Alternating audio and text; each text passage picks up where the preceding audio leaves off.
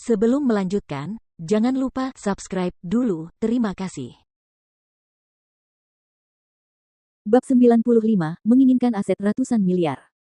2 hari kemudian, Jordan dan keluarga Camden meninggalkan South Daytona setelah membantu pemakaman dan penguburan.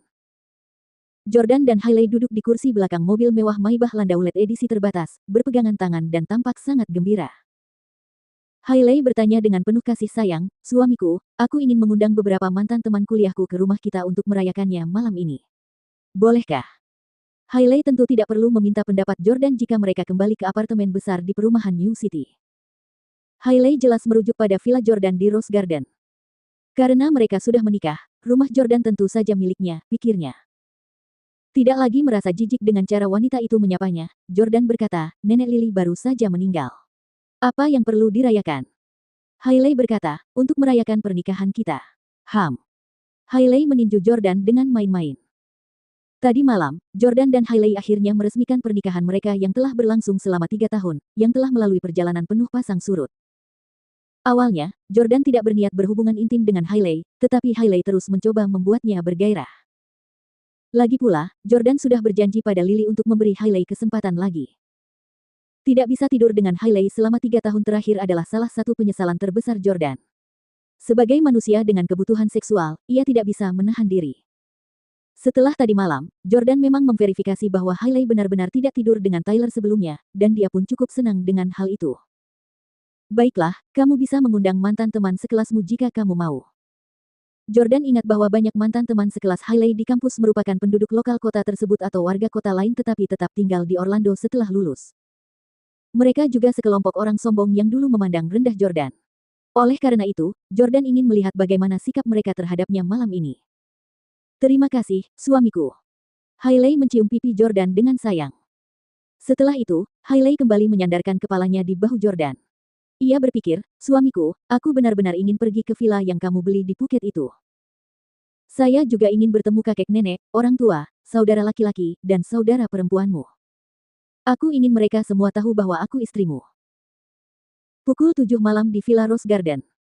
Rachel, bersama 5 atau 6 gadis berusia awal 20-an, tiba di Villa Jordan. Saat masuk, mereka memuji desain interior dan dekorasi rumah besar itu, juga perabotan dan ornamen mahal yang belum pernah mereka lihat sebelumnya. "Hailey, suamimu sangat kaya. Aku belum pernah melihat rumah seindah ini.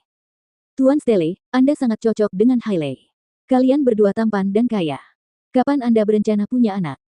Ya, kami tidak sabar untuk menghadiri pesta menyambut kelahiran bayimu."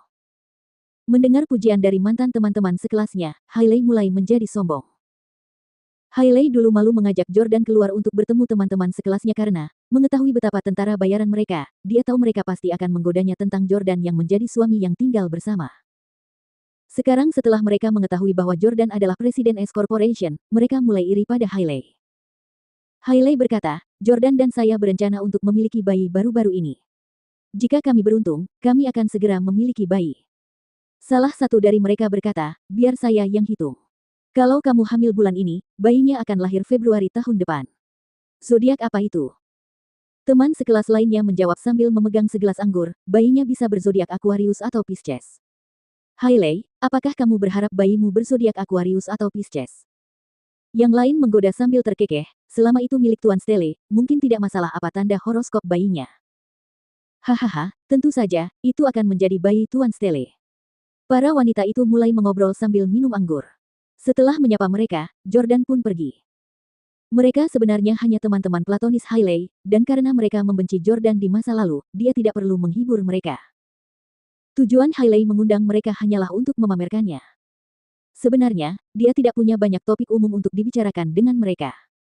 Selama kuliah, mereka sebenarnya diam-diam tidak menyukai Hailey karena mereka iri dengan kecantikannya. Setelah mengetahui bahwa Hailey telah menikahi seorang pria tak berguna, mereka diam-diam mengejeknya berkali-kali sebelumnya. Setelah mengobrol selama sekitar 1 jam, Rachel dan Hailey naik ke lantai 2 untuk minum-minum sementara yang lain tetap di lantai 1 untuk menikmati wine terkenal yang dibawa pulang Jordan dari luar negeri. Mereka bahkan mengambil beberapa foto dan video, yang kemudian mereka unggah ke TikTok dan Instagram. Rachel berdiri di depan tembok pembatas dengan segelas anggur di tangannya. Sambil melirik teman-teman kuliah Hailey yang rendah hati, Rachel Quinn terkekeh menghina. Dia kemudian berbalik untuk bertanya kepada Hailey, "Hailey, apakah kamu sudah tidur dengan Jordan?" Hailey mengangguk penuh kemenangan. Rahel melanjutkan, "Apakah dia tidak curiga?" Hailey menjawab, "Tentu saja tidak." Rahel berkata, "Baguslah. Ngomong-ngomong, bagaimana pembagian aset kalian sekarang? Apakah akan sesuai dengan perjanjian pranikah sebelumnya?" Hailey dan Jordan sebelumnya telah menandatangani perjanjian pranikah yang menetapkan bahwa aset pribadi mereka dipisahkan. Dalam kasus itu, villa, mobil mewah, dan perusahaan yang dimiliki Jordan tidak ada hubungannya dengan Hailey. Keluarga Camden memaksa Jordan menandatangani perjanjian pranikah karena mereka takut Jordan akan memanfaatkan mereka. Namun, yang mengejutkan mereka, yang terjadi justru sebaliknya. Keluarga Stelle takut keluarga Camden akan mengambil keuntungan.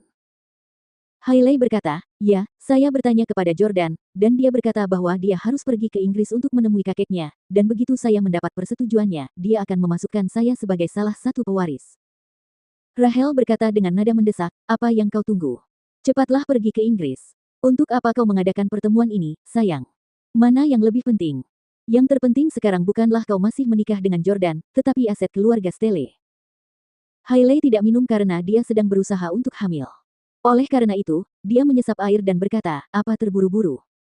Kami sedang berusaha untuk punya bayi sekarang, dan karena Jordan sangat mencintaiku, keluarga Stelle pasti akan menerimaku, jangan khawatir."